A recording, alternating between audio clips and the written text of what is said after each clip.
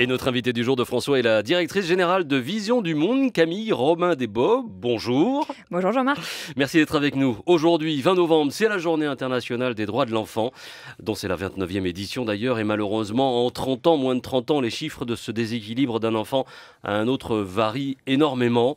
Aujourd'hui, je prends quelques chiffres. 200 millions de jeunes dans le monde sont obligés de travailler. Un enfant sur 5 n'est pas scolarisé. 230 millions d'enfants ne sont pas déclarés à la naissance. Donc, on imagine toutes les conséquences. Et on compte encore plus de 250 000 enfants soldats. Alors, quand on voit ces chiffres, bien sûr, ça nous claque au visage. Et puis on se dit, est-ce que nous ne sommes pas trop loin, trop préoccupés par notre petit quotidien, je parle pour moi, hein, pour éviter encore ce genre de choses? Alors c'est pour ça qu'on a cette journée internationale des droits de l'enfant, cet anniversaire, donc c'est le 29e, comme vous le disiez. C'est l'occasion de nous mobiliser, c'est l'occasion pour les associations comme Vision du Monde de rappeler effectivement à tout le monde ce qui se passe à côté de chez soi et parfois pas si loin, puisqu'on est engagé également pour, et même en France. Pour la France, exactement. Donc on se mobilise et l'objectif, c'est vraiment de faire bouger les gens, bouger les citoyens et surtout faire bouger les parlementaires pour que les lois changent et qu'on protège davantage les enfants. On va parler justement de cet aspect des lois qui pourraient éventuellement intervenir, mais qu'est-ce qu'on fait pour aider à cela? Qu'est-ce qui existe en tout cas? Quels sont les programmes qui luttent pour diminuer ces chiffres-là que l'on vient d'annoncer de millions d'enfants non déclarés à la naissance ou d'enfants soldats? Alors, il y a des choses très concrètes qui peuvent être faites et donc ça c'est une bonne nouvelle. Donc Vision du Monde par exemple met en place des programmes pour avoir l'accès à l'eau potable. Ça c'est un sujet qui est très très très important pour les enfants et notamment pour les filles. Parce qu'on se dit, d'accès, c'est très bien, l'accès à l'eau potable, mais parce que vous m'expliquez ça engendre un certain nombre de conséquences, oui. Ne pas avoir l'accès à l'eau potable. Tout à fait. Ne pas avoir accès à l'eau potable, c'est non seulement, bien sûr, ne pas sûr, boire, vital. On comprend le problème, sauf que qui va chercher l'eau potable quand il n'y a pas d'eau potable dans les villages ou dans les maisons? Ce sont les petites filles. Et donc si ces petites filles vont chercher l'eau potable, elles ne vont pas à l'école. Donc pas d'eau égale pas d'école. Voilà. Et donc déscolarisation, et donc travail en tant que mineur, et ça a bien des conséquences. Ça, c'est ce que fait Vision du Monde. Sur les enfants soldats, par exemple, où il y a, c'est quelque chose de dur, de difficile. Alors, heureusement, pas en France, mais dans des pays éloignés. Comment on peut intervenir? Alors, une des causes qui explique en général pourquoi les familles laissent partir les enfants ou pourquoi les enfants partent pour s'enrôler dans des milices, etc., c'est souvent une question aussi économique. Parce que les milices leur promettent d'avoir à manger, à boire, d'être quelque part protégés, pris en charge et font rêver quelque part les enfants. Et donc, Vision du Monde, nous, ce qu'on va faire, on va aider les parents à avoir un métier, à avoir assez d'argent pour que les enfants puissent rester dans leur foyer et ne soient plus une charge. Donc ça, c'est une façon très très concrète de lutter.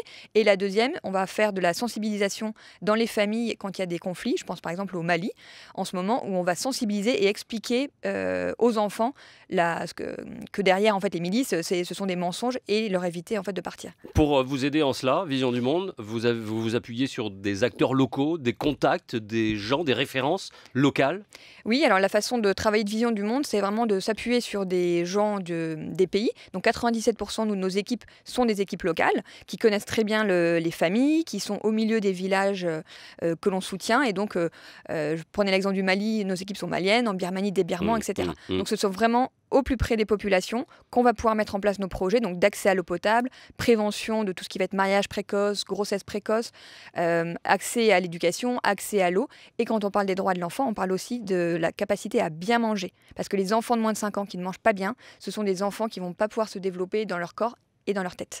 Et dans cette journée internationale des droits de l'enfant, alors il y a ces faits mondiaux malheureux, mais il y a aussi ce qui se passe ici en France, dans nos régions, d'enfants maltraités.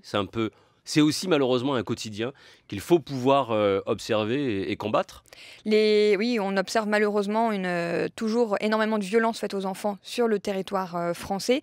Et notamment, on estime, l'Observatoire national de la protection de l'enfance estime à quasiment 200 000 faits de violences sexuelles, notamment sur les enfants chaque année. Donc c'est énorme.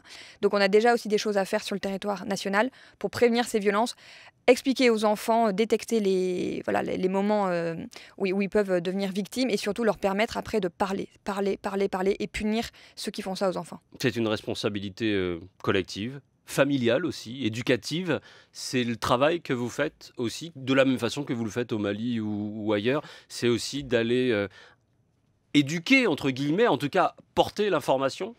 Vous aussi, Vision du Monde? Oui, oui, Vision du Monde aussi. Je veux dire sur le terrain hexagonal, c'est ça Oui, oui. la différence, parce que vous travaillez beaucoup et énormément à l'international. Est-ce que vous en faites autant ici en France? Tout à fait, on le Ouais. fait à 2 niveaux. On va le faire notamment à travers des interventions dans les écoles. On propose à ceux qui le souhaitent que des bénévoles de Vision du Monde viennent expliquer ce que sont les droits de l'enfant, ce que l'on fait, ce que l'on peut faire déjà ici pour être un citoyen plein, je dirais, Ouais. et également ce qu'on fait à l'international. Donc ça, c'est au niveau dans les écoles. Et la deuxième chose, ça va plutôt être à un niveau étatique, je dirais. Là, on a pu mettre en place avec d'autres ONG hier une exposition qui va avoir lieu pendant une semaine à l'Assemblée nationale pour interpeller les parlementaires français et leur dire de mieux prendre en compte la question des droits des enfants, à la fois en France, bien sûr, mais également en fait dans tout ce qui va être action française à l'international. Qu'est-ce que vous demandez justement à ces parlementaires d'accentuer le volet juridique, qu'il y ait davantage de lois pour encadrer, protéger les violences, qu'elles soient psychologiques ou physiques, auprès de nos enfants? Alors avec le groupe, on va demander, pas forcément qu'il y ait plus de lois, mais il y a déjà un certain nombre de lois et c'est de les faire appliquer. Et notamment la Convention internationale des droits de l'enfant décrit dans 54 articles un certain nombre de droits pour les jeunes.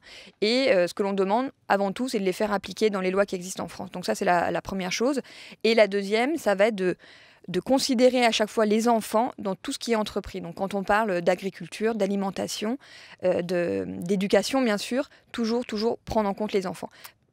Allez-y, j'allais beaucoup. Parce que je vous dirais, tout le monde dit oui, on protège les enfants, on veut aider les enfants. Mais après, c'est vraiment avoir des faits et de mesurer ce qui est fait. Et c'est ça qu'on demande, mesurer. Est-ce qu'on est un petit peu dans... Est-ce que c'est quelque chose de tabou en France notamment, ou dans les pays dits développés?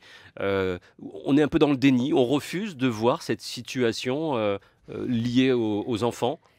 Je dirais que c'est un peu en train de changer. On commence à avoir des langues qui se délient, il y a des sujets qui sont portés sur la place publique, mais il reste encore énormément à faire. On parlait des violences sexuelles, de pédophilie et même de pédopornographie. Parce que ça touche tous les niveaux sociaux, pas simplement les milieux, tous les milieux défavorisés, on va dire. Ça touche vraiment tous les milieux. Et donc, il y a une espèce de chape de plomb aussi, faut bien l'admettre, autour de tout ça. Malheureusement, oui. Tous les milieux sont concernés. C'est pour ça que nous sommes tous concernés aujourd'hui pour faire bouger les choses et permettre aux enfants, aux jeunes, de pouvoir dénoncer quelque part toute personne malveillante envers eux.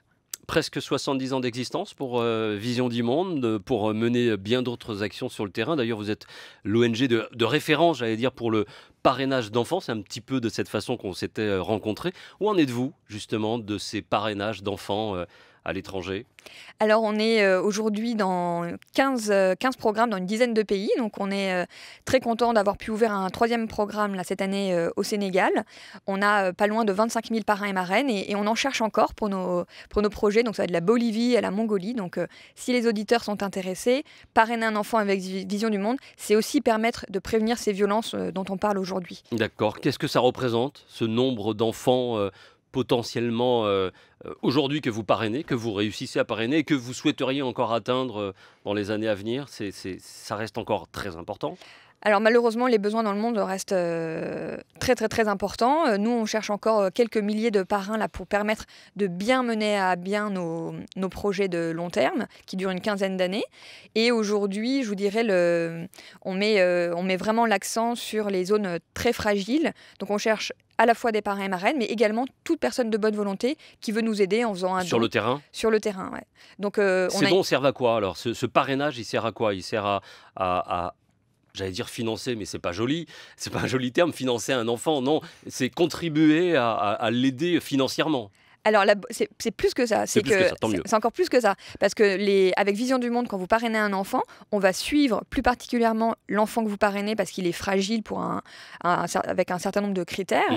Mais les fonds que vous allez donner vont être mis dans un pot commun qui bénéficie à votre filleul, mais également à tous les enfants de la communauté. Je vous prends un exemple. En Arménie, il fait très froid l'hiver.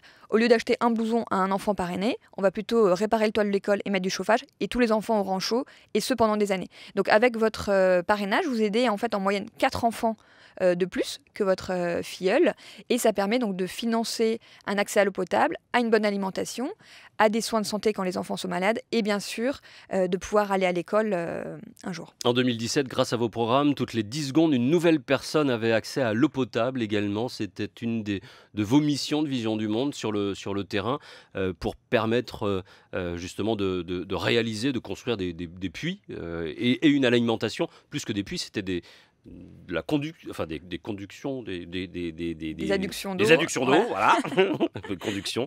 Ça reste un des programmes forts de votre ONG. Oui, l'accès à l'eau potable, c'est vraiment l'enjeu fondamental. S'il n'y a pas d'eau, il n'y a rien. Il n'y a pas d'alimentation correcte, il n'y a pas de soins de santé, il n'y a pas d'hygiène, etc. On fêtait hier, je ne sais pas si vous l'avez vu, la journée internationale des toilettes. Oui. Donc ça peut faire rigoler, Ouais, mais en vrai. fait, quand on imagine qu'il y a 4 milliards de personnes qui n'ont pas accès à des toilettes correctes, en fait, derrière, c'est des problèmes sanitaires énormes, puisqu'il y a la défécation à l'air libre, les sols sont pollués, et après, des enfants qui attrapent par exemple une gastro ou des problèmes intestinaux, dans ces pays-là, c'est une question de vie ou de mort. Et dans cette journée, justement, des toilettes, il ne faisait pas référence qu'aux pays qui n'en étaient pas dotés forcément à l'étranger, mais aussi en France, d'avoir des toilettes sur le palier, des choses comme ça, c'est aussi des difficultés qu'il faut pouvoir contrecarrer. Des choses positives à Vision du Monde, qui donnent le sourire tous les matins, l'envie d'y aller. Oui, beaucoup de choses positives. Ne serait-ce que quand on regarde depuis l'adoption de la Convention internationale des droits de l'enfant, on estime à plus de 30% en fait le nombre d'enfants qui a pu être scolarisés. Donc il y a encore beaucoup d'efforts à faire, on en a parlé, mais il y a des choses qui changent. On voit également dans nos projets des personnes qui étaient en situation de très très grande fragilité, qui aujourd'hui ont un travail, qui aujourd'hui mangent à leur faim, et les enfants peuvent aller à l'école au lieu de travailler. Donc ça, c'est grâce au parrainage, et ça, c'est effectivement ce qui fait qu'on se lève tous les jours en se disant, faut y aller, parce que oui, on peut changer le monde et les choses. Et vous voyez les choses avancer et s'améliorer surtout au fur et à mesure. Pour cette journée internationale des droits de l'enfant, qu'est-ce qui est prévu? Donc, je sais qu'il y a un rendez-vous sur Facebook, enfin sur les réseaux sociaux. Ah oui, on vous donne rendez-vous donc sur Vision du Monde, Facebook, Twitter et Instagram.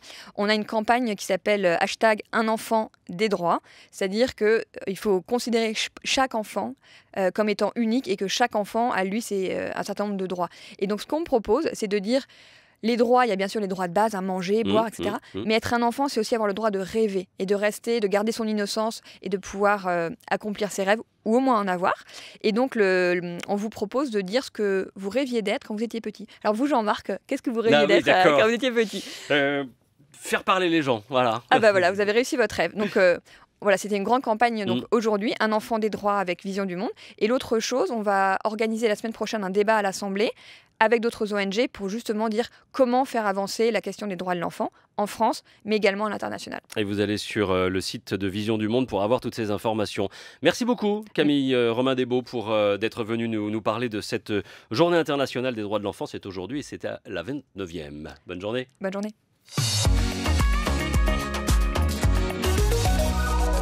France 1